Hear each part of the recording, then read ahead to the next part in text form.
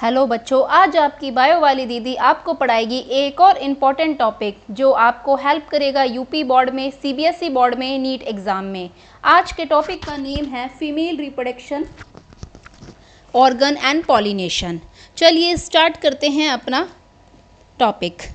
तो last video में हमने बात की थी sexual reproduction in flowering plant, but आज हम जानेंगे female reproductive organ in plant. देखिए, female reproductive organ in plant को हम पिस्टिल और कार्पल के नाम से भी जानते हैं। क्या जानते हैं? पिस्टिल और कार्पल के नाम से भी जानते हैं।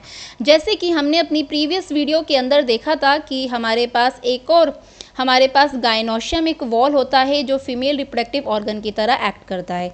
चलिए अब हम इसी को जानते हैं। जो कार्पेल होता है उसमें हमारे 3 मेन पार्ट्स हैं। एक है स्टिग्मा, दूसरा है स्टाइल और तीसरा है ओवरी। जैसा कि आप इस डायग्राम में देख पा रहे हैं, नीचे हमारे पास ओवरी है, ओवरी के ऊपर एक स्टॉक जैसा स्ट्रक्चर है जिसे हम बोलते हैं स्टाइल, और स्टाइल के ऊपर हमारे पास है स्टिग्मा। चलिए समझते हैं स्टिग्मा क्या होता है। स्टिग्मा एक ब्रॉडर रीजन है, एक ऊपर की तरफ एक ब्रॉडर सा रीजन है कि काफ़ी चौड़ा सा है, जिस पे क्या होता है, हमारे पोलन ग्रेन्स आके रिसीव होते हैं। ठीक। स्टाइल की बात करें, एक लॉन्ग स्टॉक लाइक स्ट्रक्चर है, एक डंडी जैसा स्ट्रक्चर है। और ओवरी की बात करें तो ये एक स्वेलन रीजन है जिसके अंदर 1 से 2 ओव्यूल्स हमारे देखने के लिए मिलते हैं। चलिए अब हम स्ट्रक्चर ऑफ ओव्यूल की बात करते हैं। अभी हमने ऊपर के डायग्राम में देखा कि जो ओवरी है, ओवरी के अंदर 1 से 2 ओव्यूल्स हमें देखने के लिए मिलते हैं। चलिए अब जानते हैं कि ओव्यूल होता क्या है। अगर हम ओव्यूल की बात करें, ओव्यूल को हम मेगास्पोरेंजियम के नाम से भी जानते हैं। अब ओव्यूल को अगर आपसे कोई पूछे, बहुत सारे एग्जाम्स में पूछा जाता है ovule is the outgrowth of, तो आपको बताना है ओव्यूल किसका आउटग्रोथ है, आपके प्लेसेंटा का। चलिए आगे देखते हैं। अब हमारा जो हर एक ओव्यूल होता है वो किससे जुड़ा रहता है? विद द स्टॉक लाइक, एक डंडी जैसे स्ट्रक्चर से जुड़ा रहता है जिसे हम बोलते हैं फ्यूनिकल। देखिए ये है हमारा फ्यूनिकल और ये है हमारा ओव्यूल। अब इसी में हम आगे जानते हैं। अगर हम देखें, एक ऐसा पॉइंट हमारा होता है जहाँ पे फ्यूनिकल और जो बॉडी ऑफ ओव्यूल की आपस में जुड़ी रहती है, जिस पॉइंट को हम हीलियम बोलते हैं। हीलियम पूछा जाता है कि हीलियम क्या होता है, तो आपको हीलियम के बारे में बताना है कि बेसल बॉडी विद फ्यूनिकल, जहाँ पे बेसल बॉडी ओव्यूल की फ्यूनिकल से जुड़ी हुई दिखाई दे, उस रीजन को हम क्या बोलेंगे? हीलियम बोलेंगे। चलिए इसके अलावा हम तीसरी टर्म के बारे में जानते हैं, दैट इज़ रैफी। रैफी क्या होता है? जब कभी हमारा जो फ्यूनिकल है और ओवरी है वो एक दूसरे से जुड़ी है, वन साइड से, एक साइड से जुड़ी हुई हो, और एक उभरा हुआ स्ट्रक्चर जब वो बनाता है उसे हम किस नाम से जानते हैं? रैफी के नाम से जानते हैं। चलिए इसके अलावा हम एक बेसल बॉडी की बात करते हैं। अगर हम बेसल रीजन की बात करें ओव्यूल की, this is the basal region of the ovule, इसे हम क्या बोलते हैं? चैलिज़ा बोलते हैं। अगर हम मेन बॉडी की बात करें ओव्यूल की, तो हमारे पास जो मेन बॉडी है ओव्यूल की उसे हम क्या बोलते हैं? न्यूसेलस बोलते हैं। न्यूसेलस का फंक्शन क्या है? ये बहुत सारे फूड को रिजर्व करके रखता है। न्यूसेलस क्या होता है? हमारा कवर रहता है 1 से 2 इंट्यूगमेंट से हमारा जुड़ा रहता है। जो क्या होता है, अगर इंट्यूगमेंट की बात करें, जो ये इंट्यूगमेंट है ये हमारी कुछ पॉइंट्स पर क्या होती है, कुछ फ्री पोर्शन को छोड़ती है। और जिस फ्री पोर्शन में, जिस रीजन में हमारी इंट्यूगमेंट हमें नहीं पाती, उस रीजन को हम किससे डिनोट करते हैं? माइक्रोपाइल से। अगर हम किसी ओव्यूल की बात करें तो ओव्यूल में देखा गया है कि 2 तरह के एंड्स होते हैं, वन माइक्रोपाइलर एंड, दूसरा है चैलेजल एंड। जो माइक्रोपाइल एंड है वो हमारा क्या है? ओपनिंग ओव्यूल, मतलब ओवरी की जो ओपनिंग है वो हमारे माइक्रोपाइल एंड से होती है। और चैलेजल एंड, अगर हम चैलेजल एंड की बात करें, ये बिल्कुल अपोजिट है किसके? माइक्रोपाइल एंड के। चलिए अब हम जानते हैं मेगास्पोरोजेनेसिस के बारे में। लास्ट क्लास में हमने माइक्रोस्पोरोजेनेसिस की बात करी in the male reproductive organ of plant, पर आज हम जानेंगे मेगास्पोरोजेनेसिस क्या है। मेगास्पोरोजेनेसिस भी बिल्कुल सिमिलर है हमारे मेल रिप्रोडक्टिव ऑर्गन की तरह। मेगास्पोरोजेनेसिस में क्या होता है, हमारी मेगास्पोर मदर सेल्स क्या होती हैं, वो हमारे किसका फॉर्मेशन करती हैं? जो मेगास्पोर मदर सेल्स होते हैं वो डिप्लॉयड होते हैं, मीन्स 2n इन नंबर होती है। ये हमारी किसका फॉर्मेशन करती है? मेगास्पोर्स का फॉर्मेशन करती है किसी ओव्यूल में। अगर हम इसकी लोकेशन की बात करें तो इस तरह की जो सेल्स हैं हमारी, वो न्यूसेलस में होती है टूवर्ड माइक्रोपाइरल एंड।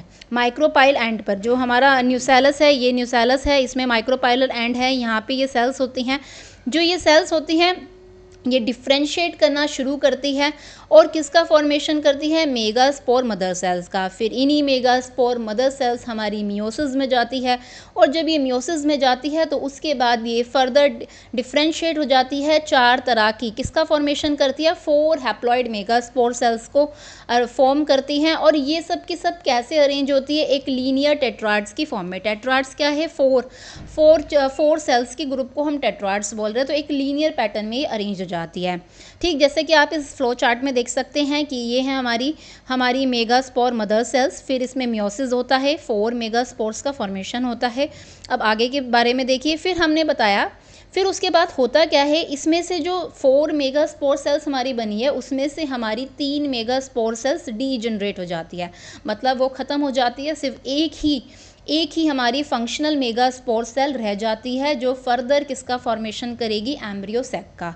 तो हमने क्या बताया कि 4 मेगास्पोर मदर सेल्स में से 3 हमारी डीजनरेट हो जाएंगी और हमारे पास एक ही मेगास्पोर मदर सेल देखने के लिए मिलेगी और ये ही फर्दर जाके किसका फॉर्मेशन करेगी, एम्ब्रियो सैक फॉर्मेशन। अब ये देखा गया है कि ज़्यादातर एंजियोस्पर्म के अंदर जो चैलिज़ल मेगास्पोर है वो ही फंक्शनल होती है, जबकि अदर 3 जो हमारी किस पर होती है, माइक्रोपायरल एंड्स पर होती है, वो डीजनरेट हो जाती है। ऐसा देखा गया है, एक फैक्ट है ये। चलिए अब आगे जानते हैं कि अब ये एम्ब्रियो सैक क्या है। अभी तक हमने आपको पढ़ाया मेगास्पोरोजेनेसिस, जैसे कि मेल रिप्रोडक्टिव ऑर्गन के अंदर हमारे पास माइक्रोस्पोरोजेनेसिस और माइक्रोगैमेटोजेनेसिस था, ऐसे ही फीमेल के अंदर है। अब इसमें हम जानेंगे mega gametogenesis. Mega gametogenesis means gametes का फॉर्मेशन, फीमेल गैमेट्स का फॉर्मेशन।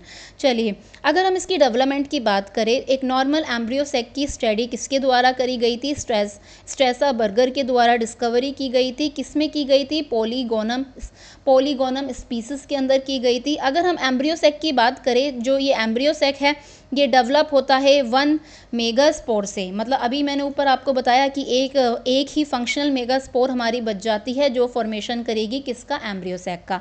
तो ये क्या बता रहे हैं कि एम्ब्रियो सैक का फॉर्मेशन किससे हो रहा है, मेगास्पोर मदर सेल से। अब इसी को इन्होंने बोला है, जिसके कारण हमने इसको नाम दिया है मोनोस्पोरिक एम्ब्रियोनिक सैक। क्या बोला है, मोनोस्पोरिक एम्ब्रियो सैक हमने बोला है। फिर यही ये इसके बारे में इन्होंने एक और चीज़ बताई कि ये चैलेजल मेगास्पोर से बनती है। अभी हमने ऊपर पढ़ा कि एंजियोस्पर्म के अंदर जो चैलेजल मेगास्पोर होती है वो ही फंक्शनल होती है और माइक्रोपायरल एंड्स की जो मेगास्पोर्स होती हैं वो डीजनरेट हो जाती है। ठीक, अब इसी में देखते हैं किस तरीके से ये मेगास्पोर सेल्स हमारी फर्दर सेल्स का फॉर्मेशन करेगी।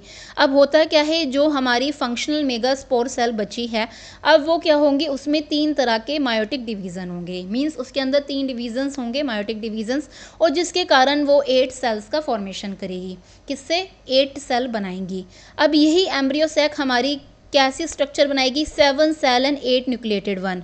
तो मीन्स इसके अंदर अब हमारा जो एम्ब्रियो सैक होगा, अगर आपसे पूछे कि आपके एम्ब्रियो सैक के अंदर क्या होती हैं, 7 सेल्स होती हैं और 8 न्यूक्लिएटेड होती हैं। चलिए अब हम इसके बारे में समझते हैं। होता क्या है, इन दिस 3 सेल एट, जो 3 सेल्स हैं, टोटल कितनी सेल्स हैं हमारे पास, 8 सेल्स हैं। तो डायग्राम में देखिए जो हमारी 3 सेल्स हैं हमारी, ये कहाँ पर ऐड है, ये है हमारा माइक्रोपायरल एंड। देखिए यहाँ पे अगर हम इस डायग्राम में देखें, ये फंक्शनल मेगास्पोर सेल्स थी जो फर्दर डिफ्रेंशिएट कर रही हैं, ये रहा माइक्रोपायरल एंड। माइक्रोपायरल एंड के अंदर ये बोल रहे हैं कि हमारी क्या होंगी, 3 सेल्स होंगी। यहाँ पे हमें 3 सेल्स दिखाई दे रही हैं। अब ये जो 3 सेल्स हैं वो किस तरीके से होंगी, ये किसका फॉर्मेशन करेगी, एग एपरेटस का। किसका फॉर्मेशन करेगी, एग एपरेटस का। इसी एग एपरेटस के अंदर हमारी जो 3 सेल्स हैं, इसके अंदर हमारी जो एक सेल है उसको हम बोलेंगे एग सेल, जो क्या होगी, हैप्लॉइड इन नेचर होगी। इसके अलावा हमारे पास 2 मोर सेल्स है जिन्हें हम बोलते हैं सिनर्जिड्स। जो सिनर्जिड्स हैं हमारे, ये भी हैप्लॉइड इन नेचर होगी। अब ये जो सिनर्जिड सेल्स होंगी, इनके पास एक स्पेशलाइज सेलुलर थिकनिंग है, मीन्स एक स्पेशल थिकनिंग इनके सरफेस पे दिखाई देती है, जिसके कारण ये कैसा स्ट्रक्चर बनाते हैं, फिलीफॉर्म एपरेटस, एक फिलीफॉर्म एपरेटस का बनाते हैं। बहुत सारी बार ये बोर्ड्स में पूछा भी जाता है कि फिलीफॉर्म एपरेटस किसके द्वारा बनाया जाता है, तो इसको आपको याद रखना है। अब ये क्या करता है, ये फिलीफॉर्म एपरेटस हमारे क्या करता है, पोलन ट्यूब को गाइड करता है। जो पोलन ट्यूब हमारे मेल गैमेट्स को लेकर आ रही है उनके लिए रास्ता बनाता है, उन्हें रास्ता दिखाता है कि आपको किस तक जाना है, एग सेल तक जाना है। ठीक है, अब हमारी ऊपर हम देखें तो हमारी टोटल 8 सेल्स थी, 8 में से 3 हमारी हो चुकी है। अब हमारी बचती है 5। जो 5 सेल्स है उसमें से हमारी जो 3 सेल्स हैं वो हमारे चैलिज़ल एंड पर चली जाती हैं और चैलिज़ल एंड पे जाके किसका फॉर्मेशन करती है, एंटीपोडल सेल्स का फॉर्मेशन करती है। एंटीपोडल सेल्स को हम वेजिटेटिव सेल्स भी बोलते हैं। और सेंटर में हमारी 2 सेल्स रह जाती हैं जिन्हें हम बोलते हैं पोलन न्यूक्लियाई। क्या बोलते हैं, पोलन न्यूक्लियाई। ठीक, जैसे जैसे ये एम्ब्रियो सेक मैच्योर होता है ये पोलन न्यूक्लियाई फ्यूज़ होकर किसका फॉर्मेशन करती है, सेकेंडरी न्यूक्लियस का। इसको हम बाद में जानेंगे। तो आपको एक डायग्राम, अगर आपसे कभी एक डायग्राम पूछा जाए कि बताइए कि आपके एम्ब्रियो सेक का क्या डायग्राम है, तो आपको बताना है कि माइक्रोपैरल एंड पे 3 सेल्स हैं जिनमें से हमारी 1 सेल एग सेल है, 2 सिनर्जिड सेल्स हैं। हमारे चैलिज़ल एंड पर एंटीपोडल सेल्स होती है जिनका नंबर 3 है, 1 2 3। और हमारी सेंटर के अंदर 2 मोर सेल्स हैं, ये क्या है, जिन्हें हम बोलते हैं पोलन न्यूक्लियाई सेंट्रल सेल। ठीक, एंटीपोडल सेल्स और हमारी जो होती हैं एंटीपोडल सेल्स हों चाहे सिनर्जिड सेल्स हों, ये एग सेल्स हों, these are haploid in number. ये क्या है, एन इन नंबर है। ठीक, चलिए अब आगे हम बात करते हैं। अगला टॉपिक है पॉलिनेशन। पॉलिनेशन के बारे में जानेंगे। जब ट्रांसफ़र पोलन ग्रेन्स, जो पोलन ग्रेन्स हैं एक एंथर से, हमने अभी पढ़ा था कि एंथर से पोलन ग्रेन्स रिलीज़ होते हैं और वो किस पे ट्रांसफ़र हो जाएं, स्टिग्मा पे पहुंच जाएं। किसकी, सेम, ये चीज़ सेम फ्लावर में भी हो सकती है और डिफरेंट फ्लावर में भी हो सकती है। तो उस प्रोसेस को हम क्या बोलते हैं, पॉलिनेशन बोलते हैं। मीन्स एंथर्स पोलन ग्रेन्स का ट्रांसफ़र स्टिग्मा में किसी सेम या डिफरेंट फ्लावर के अंदर, उसे हम पॉलिनेशन बोलते हैं। अब पॉलिनेशन के टाइप्स हैं हमारे, 3 तरह के टाइप्स पॉलिनेशन के होते हैं। पहला है ऑटोगैमी, दूसरा है जीनोगैमी और तीसरा है गिटेनोगैमी। ऑटोगैमी की अगर हम बात करें, ऑटोनोगैमी में होता क्या है कि जो पोलन ग्रेन्स होते हैं वो ट्रांसफ़र होते हैं एंथर से स्टिग्मा पे सेम फ्लावर के, मतलब एक ही फ्लावर है, एक ही फ्लावर के अंदर स्टिग्मा भी है हमारे पास और हमारे एंथर्स भी है। तो उसी एक ही फ्लावर के अंदर जो पोलन ग्रेन्स ट्रांसफ़र हो जाएं, एंथर से ट्रांसफ़र हो जाएं स्टिग्मा पे सेम ही फ्लावर में, तो हम उस प्रोसेस को कहते हैं ऑटोनोगैमी। जैसे ये देखिए, ये डायग्राम के अंदर दिखाया गया है, ये एक ही फ्लावर है, इसके अंदर खुद का अपना ओवरी भी है, खुद के अपने स्टिग्मा स्टाइल भी है और उधर इनके पास अपना एंथर भी है। तो यहीं से एंथर से पोलन ग्रेन्स रिलीज़ होंगे और जाके किस पे जुड़ जाएंगे, किस पे पहुंच जाएंगे, स्टिग्मा के सरफेस पे। तो ये सारी चीज़ एक ही फ्लावर में हुई है जिसके कारण हम इस टर्म को कहते हैं ऑटोगैमी। ठीक, अगला चलिए, दूसरा आता है हमारा गिटेनोगैमी। गिटेनोगैमी में क्या होता है, यही पॉलिनेशन 2 फ्लावर्स के बीच में हो सेम प्लांट के। मतलब एक प्लांट है, जैसे कि हम एग्जाम्पल से समझते हैं कि हमारा हिबिस्कस है, हिबिस्कस है, एक प्लांट के एक पेड़ के ऊपर 2 हिबिस्कस के फूल आए हुए हैं और उन्हीं के बीच में क्या हो, पॉलिनेशन हो जाए। मीन्स सेम प्लांट है, एक ही प्लांट है पर 2 फूल हैं। ठीक, उस हिबिस्कस के पेड़ पे 2 फूल है और उन्हीं के बीच में जब पॉलिनेशन हमारा हो जाए तो वो किसका एग्जाम्पल है, गिटेनोगैमी का। अगले नेक्स्ट थर्ड की हम बात करते हैं जीनोगैमी। जीनोगैमी में क्या होता है, पॉलिनेशन जो होता है वो 2 फ्लावर्स के बीच में होता है पर डिफरेंट प्लांट्स के। सपोज करिए मेरे पास 2 प्लांट्स हैं हिबिस्कस के, मेरे गार्डन के अंदर 2 प्लांट लगे हुए हैं। अब एक जो हिबिस्कस है वो रेड कलर का हिबिस्कस है और एक हिबिस्कस मेरे पास सपोज कीजिए वो येलो कलर का है। ठीक, अब उन दोनों के बीच में अगर पॉलिनेशन हो जाए, मीन्स 2 प्लांट है, 2 प्लांट्स के अलग अलग फ्लावर्स के बीच में जो पॉलिनेशन होगा उसे हम बोलेंगे जीनोगैमी। ठीक, आप ये चीज़ डायग्राम से और थोड़ा सा क्लियरली समझ सकते हैं अगर आप इस डायग्राम को देखेंगे। अब इसी के अलावा हमारे पास दूसरी और टर्म्स हैं जो आती है। पूछा जाता है कि क्लिस्टोगैमी और कैज़मोनोगैमी क्या होता है। तो क्लिस्टोगैमी को पहले हम समझते हैं कि क्लिस्टोगैमी क्या होता है। Cleistogamy, the flower remain close so that anther and stigma never expose. ऐसे प्लांट्स के अंदर क्लिस्टोगैमी फ्लावर्स वो फ्लावर्स होते हैं, वो प्लांट्स होते हैं जिनके अंदर जो उनका एंथर, वो फ्लावर, जो ये फ्लावर होता है, ये जो फूल होता है, ये हमेशा बंद ही रहता है, ये क्लोज रहता है, जिसके कारण इसके खुद के एंथर खुद ही के स्टिग्मा के साथ पॉलिनेशन करते हैं, ठीक। दीज फ्लावर्स अंडरगो ओनली, इनके अंदर सेल्फ पॉलिनेशन ही आपको देखने के लिए मिलेगा, कोई एक्सटर्नल पॉलिनेशन। जब ये फ्लावर बंद है तो इसके अंदर कोई बाहर से किसी और प्लांट का एंथर आके पॉलिनेशन नहीं कर सकता है, तो इसलिए लिखा है no external pollination agency is required. And flowers are not much distinguish, मतलब ज़्यादा आप इसे डिस्टिंग्विश नहीं कर सकते, मीन्स में इस तरीके से कि मतलब सिमिलैरिटीज़ रहेंगी, इन ब्रीडिंग टाइप का इसमें कुछ आ जाएगा। अब अगला हम समझते हैं टर्म, वो है कैज़मोनोगैमी। कैज़मोनोगैमी में क्या होता है कि हमारा जो फ्लावर होता है वो ओपन होता है, फ्लावर खुला हुआ होता है, तो इसके अंदर किसी और प्लांट का एंथर आके किसी और प्लांट का एंथर आके स्टिग्मा पे फ्यूज़ कर सकता है।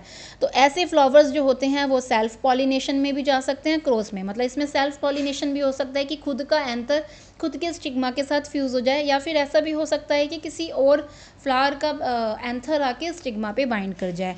तो यहाँ पे बताया गया है कि इस तरह के फ्लावर्स के अंदर हमें क्या है, सेल्फ पॉलिनेशन भी देखने के लिए मिलता है, क्रॉस पॉलिनेशन भी।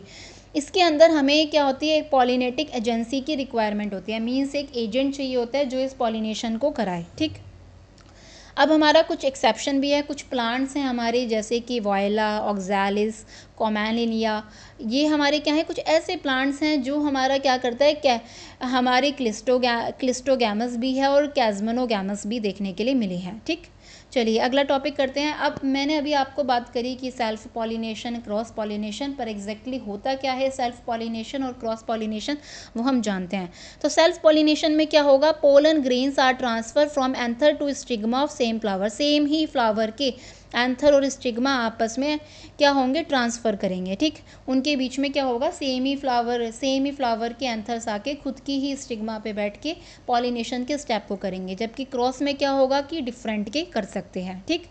दूसरा है, इसके अंदर देखा गया है कि जो एंथर और स्टिग्मा है वो मैच्योर होते हैं एक ही समय पे, और इसके अंदर देखा गया है क्रॉस पॉलिनेशन में कि जो एंथर और स्टिग्मा है उनका डिफरेंट टाइम है। इसके अंदर हमें देखा है कि सेल्फ पॉलिनेशन में किसी एक्सटर्नल एजेंट्स की ज़रूरत नहीं है। एक्सटर्नल एजेंट्स कौन कौन से हो गए, बीज हो गई, विंड हो गई, एयर हो गई, इन सब की हमें रिक्वायरमेंट नहीं है। पर हाँ, क्रॉस पॉलिनेशन में हमें क्या है कि क्रॉस पॉलिनेशन में हमें एक्सटर्नल एजेंट की रिक्वायरमेंट होती है।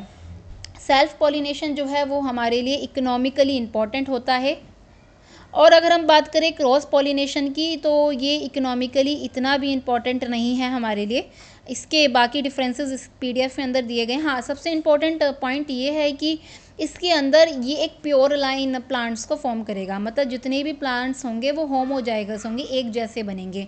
और अगर हम क्रॉस पॉलिनेशन की बात करें तो यहाँ प्योर लाइन जैसा कॉन्सेप्ट नहीं है, यहाँ हेट्रोजाइगस कंडीशन है, मीन्स इसके अंदर जो फ्लावर्स का फॉर्मेशन होगा आगे वो हेट्रोजाइगस है, मीन्स उसमें काफ़ी वेरिएशन होगी।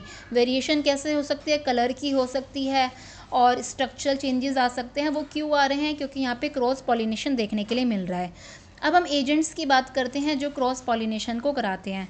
तो हमारे पास 4 एजेंट्स हैं इसके अंदर। एक है हमारे पास हाइड्रोफिली, दूसरा है एंटिमोफिली, एनिमोफिली और निटोफिली, ठीक। अब हम इसके बारे में जानते हैं। इसी में मैंने आपको बताया है, एक फैक्ट है कि जो हमारे मॉथ्स होते हैं, जो हमारे इस तरह के इंसेक्ट्स होते हैं, वो वाइट कलर के फ्लावर्स पर और जिन पे फ्रेगनेंस होती है उन पर आके पॉलिनेशन पसंद करते हैं करना।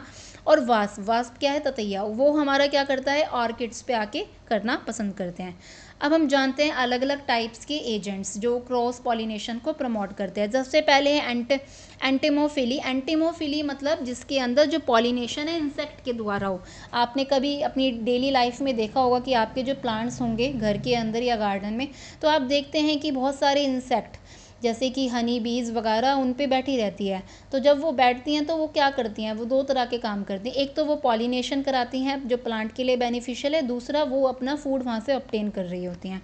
ऐसा देखा गया है कि 80% जो पॉलिनेशन है वो बीज के द्वारा किया जाता है। अब इंसेक्ट्स जो होती हैं किस तरह के प्लांट्स पे पॉलिनेशन करना पसंद करती है, उसकी कुछ कैरेक्टरिस्टिक्स हैं। वो ऐसे प्लांट्स पे करना पसंद करती हैं जो थोड़े से लार्ज हो, ब्राइट कलर हो, जिनमें कलर्स वगैरह हो, कुछ नेक्टर हो। नेक्टर क्यों, कि उन्हें भी अपने लिए फूड चाहिए, कुछ सेंट हो, फिर कुछ फ्रेगनेंस हो उसके अंदर। एंड थर्ड चीज़ बहुत ही इंपॉर्टेंट, और जो पोलन ग्रेन्स स्टिकी हो, स्पाइनी हो, तो वो उस पर ईजिली बैठ पाती है और पॉलिनेशन कर पाती हैं, ठीक। चलिए अब हम आगे देखते हैं।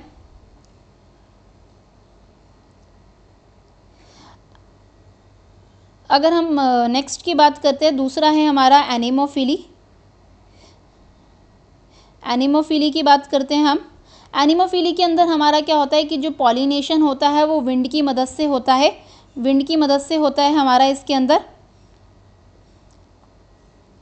विंड की मदद से हमारा एनिमोफिली के अंदर होता है। इसमें हमें कैसे प्लांट्स चाहिए होते हैं, स्मॉल हो प्लांट्स, हमारे इसके अंदर डल होते हैं, ज़्यादा ब्राइटर इन कलर नहीं होते, इनके अंदर कोई भी नेक्टर या सेंट्स हमें देखने के लिए नहीं मिलता। ऐसे कुछ प्लांट्स है। देखिए एंटिमोफिलीज में जो एग्जांपल्स है हिबिस्कस और साल्विया। हिबिस्कस एक नॉर्मल सा प्लांट है जो आपके गार्डन्स में आप मिल जाता है, तो आप देख सकते हैं।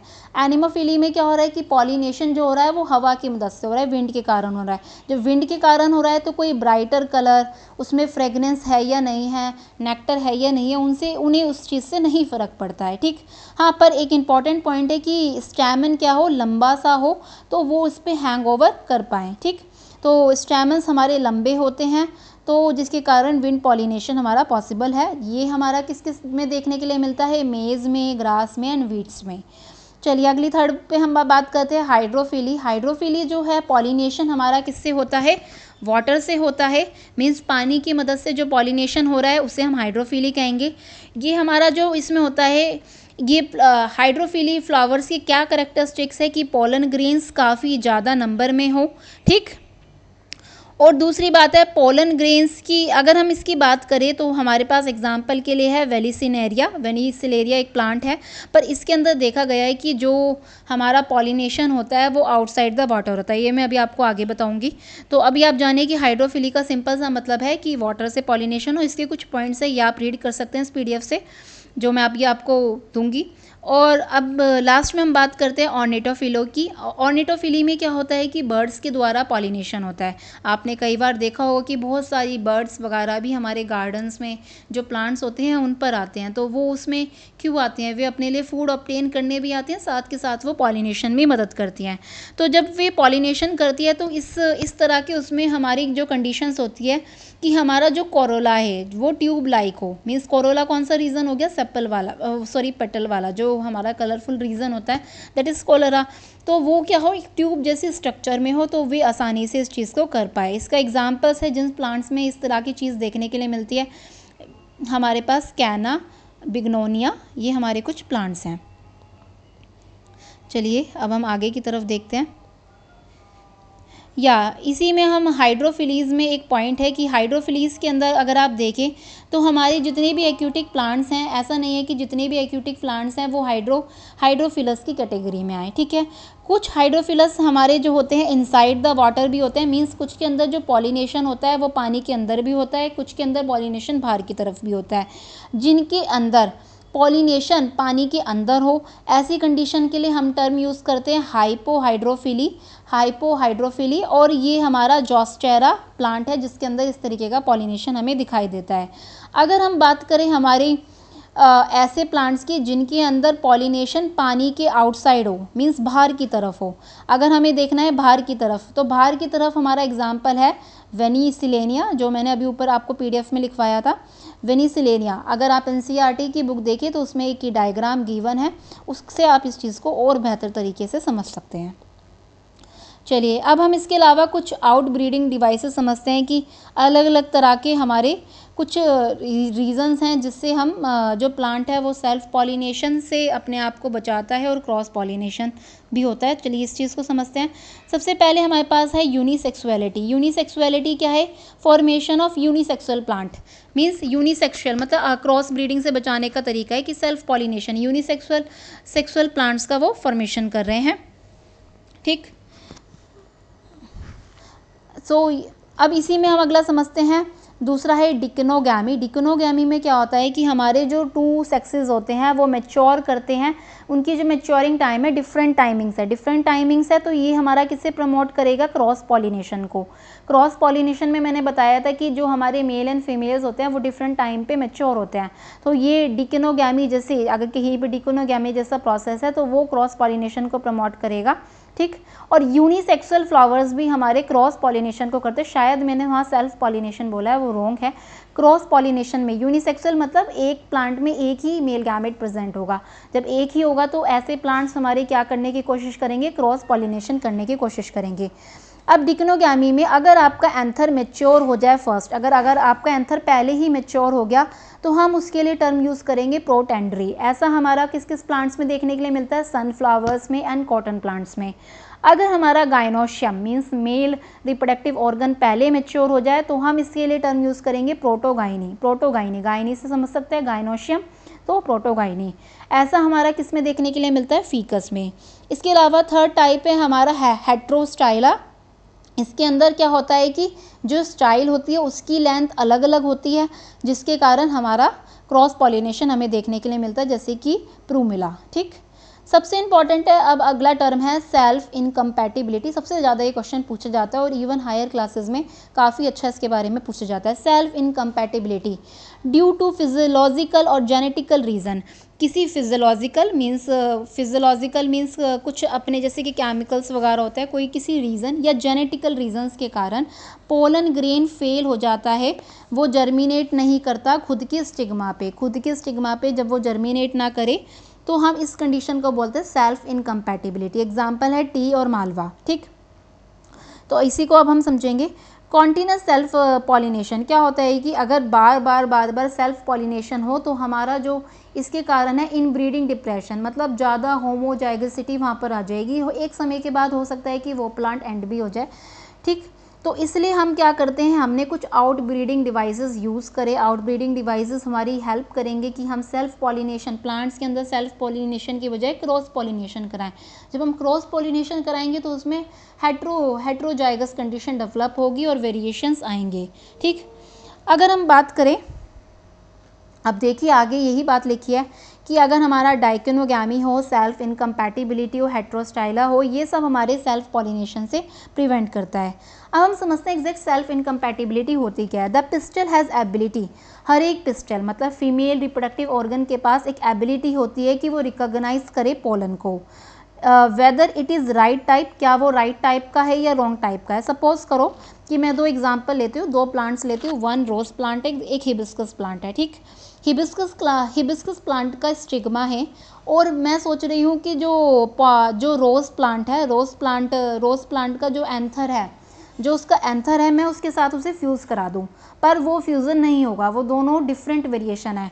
तो होगा क्या, जो हिबिस्कस का पिस्टल है वो उसको रिकॉग्नाइज नहीं करेगा। अगर मैं उस पर वो पोलन ग्रेन्स डालूंगी तो वो उसको रिकॉग्नाइज नहीं करेगा, कुछ ऐसे केमिकल चेंजेस होंगे या वो उसे आइडेंटिफाई कर लेगा कि नहीं ये मेरे लिए राइट नहीं है, तो वो उस पोलन ग्रेन पर एक्ट नहीं करेगा। जब वो उस पर ना एक्ट करे तो यही है self incompatibility. The ability of pistil to recognise the pollen follow, कि ये एबिलिटी है पिस्टल की कि उसे पता है कि कौन सा पोलन ग्रेन मेरे लिए मुझे एक्सेप्ट करना है, कौन सा रिजेक्ट करना है, तो वही हमारे किसको जन्म देता है, सेल्फ इनकम्पैटिबिलिटी को। ठीक, अब ये जो है ये किस कारण होता है, ये कुछ केमिकल कंपोनेंट्स के कारण होता है, पॉलन्स के और पिस्टल के केमिकल कंपोनेंट्स होते हैं जिनके कारण वो इस तरीके का रिकॉग्नाइजेशन कर पाता है। अगर रिएक्शन फेवरेबल है, मींस अगर वो पोलन ग्रेन उसके हिसाब से है तो पोलन ग्रेन स्टिग्मा पे जर्मिनेट करेगा और पोलन ट्यूब का फॉर्मेशन करेगा। अगर वो उसके हिसाब से नहीं है तो पोलन ग्रेन हमारा जर्मिनेट नहीं करेगा स्टिग्मा पे। ठीक, अब इसी के अलावा इसी में हम तीन मोर टर्म्स के बारे में जानते हैं। अगर pollen tubes after reaching ovary, अगर आपकी पोलन ट्यूब आपके ओव्यूल के अंदर माइक्रोपायरल एंड से एंट्री कर रहा है तो हम इस टर्म के लिए बोलेंगे पोरोगैमी टर्म। ठीक, तो हम क्या यूज़ करेंगे, पोरोगैमी। अगर पोलन ट्यूब हमारे ओव्यूल के अंदर चैलेजा एंड से एंटर कर रहा है तो हम क्या बोलेंगे, चैलेजोगैमी। और अगर किसी प्लांट के अंदर हमारे ओव्यूल के अंदर क्या हो रहा है कि इंटीग्यूमेंट या फ्यूनिकल वाले रीजन से, इंटीग्यूमेंट मैंने बताया था न्यूसेलस के बाहर 1 से 2 इंटीग्यूमेंट्स होते हैं, अगर वहाँ से पोलन ट्यूब हमारा एंटर कर रहा है एम्ब्रियो सैक के अंदर तो हम उस टर्म के लिए क्या यूज़ करेंगे, मीजोगैमी। मीन्स मीजोगैमी के अंदर अदर इंटीग्यूमेंट या फ्यूनिकल से एंट्री हो रही है। ठीक, तो आज की क्लास के लिए इतना ही। Thank you.